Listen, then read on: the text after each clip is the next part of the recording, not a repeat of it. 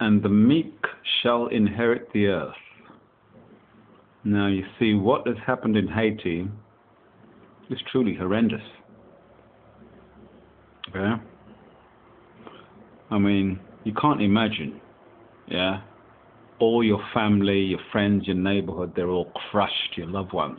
And there you are with a fractured fractured pelvis, dislocated shoulder, cracked fibula, femur, tibia, torn ligaments, damaged liver, ruptured spleen, shattered shin bones, yeah?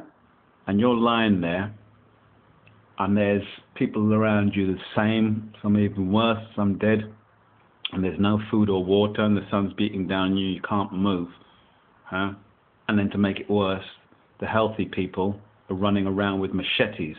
So even if you do manage to drag yourself over to that one packet of biscuits and that bottle of water that you can see under that rubble, should you get it, yeah, you'd be lucky, and that's with extreme pain, yeah? You're going to drag yourself over there, you know, falling apart.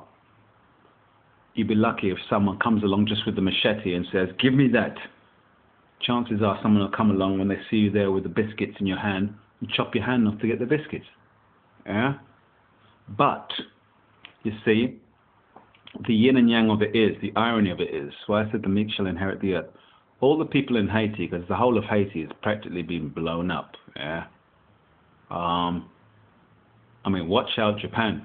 I mean, if it happens in Japan with all those nuclear power stations, yeah, that cloud of radioactive dust will come around the planet and we'll all get it, apart from those military intelligence cocksuckers who think they can hide in a bunker somewhere. Well, folks, anyway, I won't go into that, but it's what they want. It's not what I want, yeah? But someone seems to have thought it would be a good idea to wind me up. And that's the result, believe it or not. But anyway, as for the Haitians, they will move out of the cities. They're forced to now because the cities are devastated, the urban conurbations, and they're not getting any help. Yeah? And we could go into the reasons why a lot of that help isn't coming through.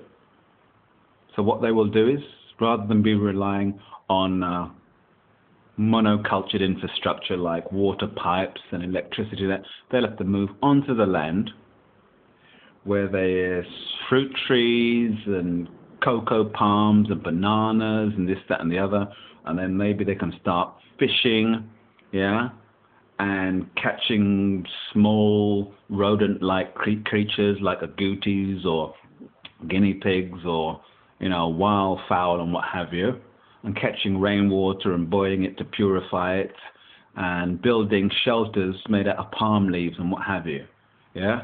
So they will become self-sufficient because they have to move out of the cities. I mean, Port-au-Prince has got to be leveled, and it's going to take years for that to be rebuilt. And by then, all the people who have moved out will be that much more agrarian, living in the countryside, living off the fat of the land by themselves, self-sufficient.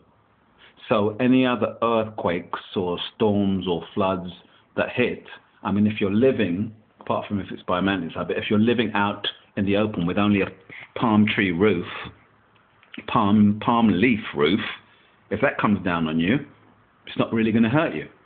Yeah? It rains and that, you collect the rainwater, you drink it. You take the banana, you eat it. You don't have to wait for water to come down a pipe from some reservoir or electricity to come because you're using coconut palm oil to light your way. You become much more self-sufficient. You become like a hunter-gatherer, a survivalist, yeah? Because Haiti will not be rebuilt between now and 2012. So all those people who will survive in Haiti after this horrendous thing will move out to the country and become self-sufficient, living off the land, the meek inheriting the earth. Meanwhile, us here in Britain, in the West, in Europe, wherever, in modern cities, monocultures, yeah, on the East Coast, West Coast of America, throughout Russia, Japan, China, all of us here, when we get it, and believe you me, we will, yeah, we're going to be so fucked, yeah, because ours is still coming. Whereas the Haitians, that's happened to them. It's happened for them. That was it. The girl was right. It is the end of the world. That was the end of the world, that poor girl screaming, the world is coming to an end. She was right. It did. It done. Now the voodoo Haitians, as I said, they will be forced. They are forced now to change their culture, and they cannot rely on UN support and UN this, because it isn't coming there. It hasn't been there. It's going to be horrendous at first with people chopping each other up. Eventually, they're all going to filter out and move back out onto the land and become agrarian and self-sufficient. So if there is a massive earthquake or storms and floods, well, if you're living there, as I said, out in the jungle, and you've just got a palm leaf over your head, if that falls, it's not going to hurt you. Yeah? If it rains, you catch the rainwater and you drink it. Unless you're living at the side of a mountainside which has had the trees removed, then you've got no risk from mudslides. Yeah? So any kind of natural disaster that comes and hits Haiti in future, because the people will all be away from, their towers of Babel, the cities, the monoculture, modern infrastructure and technology, yeah, it will not affect them that much. They are now, the poor people of Haiti, the survivors and those who survive, they are ahead of the game, yeah? Whereas we still waiting for, or still reliant on, our electricity supply, our water supply, our food supply coming to our supermarkets, We're the ones who are fucked. The Haitians are now learning how to look after themselves, so whatever happens between now and 2012, they'll be ahead of the game. They are ready for it.